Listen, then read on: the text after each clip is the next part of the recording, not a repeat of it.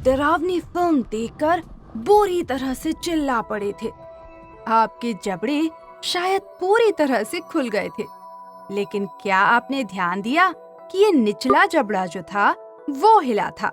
आपका ऊपरी जबड़ा तो वहीं पर था जहाँ पर वो था। ये इसलिए क्योंकि ये स्थिर था। इसी प्रकार हमारे शरीर में कई अस्थियां हैं जिनमें स्थिर संधियां हैं। आइए पता करें। मानव खोपड़ी कई हड्डियों से मिलकर बनी है और ये एक साथ जुड़ी हुई है। ये सभी जोड़ स्थिर हैं और किसी प्रकार की गतिविधि नहीं करते। हड्डियों के मध्य एक संधि जो किसी तरह की गतिविधि नहीं करती है स्थिर संधि कहलाती है।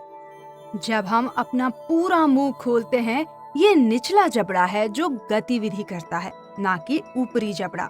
ये इसलिए क्योंकि ऊपरी जबड़े तथा खोपड़ी के शेष हिस्से के मध्य एक स्थिर संधि है। पसलियां एक तरफ वक्ष की हड्डी से जुड़ी होती है तथा दूसरी तरफ वे रीढ़ से जुड़कर एक बंद डिब्बा बनाती हैं, जिसे पसली पंजर कहते हैं। पसली पंजर हमारे बेहद महत्वपूर्ण आंतरिक अंगों की रक्षा करता है।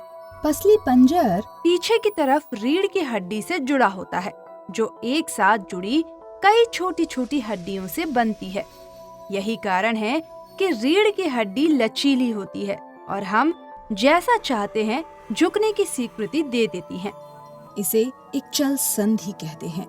रीढ़ के आधार पर हड्डियों की संरचना होती है जो प्रत्येक तरफ 3 हड्डियों से बनी होती है। इनको श्रोणीय हड्डियां कहते हैं। ये संधियां स्थिर होती हैं और किसी प्रकार की गतिविधि की स्वीकृति नहीं देती। मांसपेशियां हड्डियों को अपनी गतिविधियां करने में कौन मदद करता है? आइए देखते हैं। मुट्ठी बांधिए और फिर कोहनी से हाथ को मोड़िए। आपको अपनी ऊपरी बाह में कोई परिवर्तन नजर आ रहा है? ऊपरी बाह में आपको एक सूजा हुआ क्षेत्र महसूस होगा। ये वास्तव में मांसपेशी है जो सिकुड़ने के कारण फूल गई है। सिकुड़ने के दौरान मांसपेशी छोटी, सख्त तथा मोटी हो गई। अब यदि बाह को अपनी सामान्य स्थिति में ले आते हैं तो मांसपेशी ढीली हो जाती है और उभार गायब हो जाता है। वास्तव में ये मांसपेशियां हड्डियों को अपनी गतिविधियां करने में सहायता करती हैं। ये मांसपेशियां जोड़े में काम करती हैं। जब ऊपरी बाह की मांसपेशी या द्विशिरस्का पेशी सिकुड़ती है, त्रिशिरस्क ढीली होती है और हड्डी को उस दिशा में खींच लेती है। जब त्रिशिरस्क सिकुड़ती है, द्विशिरस्का पेशी ढीली हो जाती है और हड्डी विपरीत दिशा में गतिविधि करती है।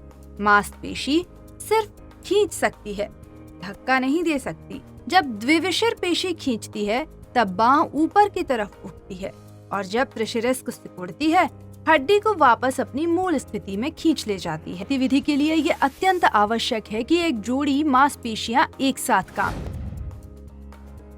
संक्षिप्त कर